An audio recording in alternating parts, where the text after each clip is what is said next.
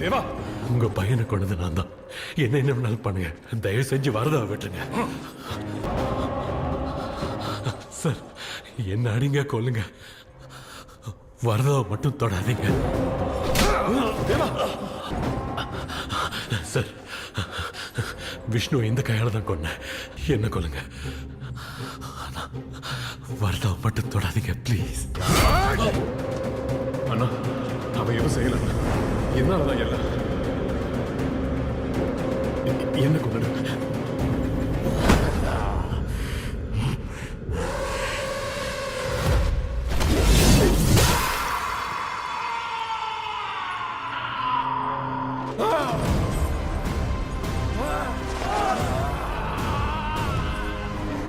தொடக்கூடாதுன்னு சொன்னலடா, உன்னை யாரும் தொடக்கூடாது.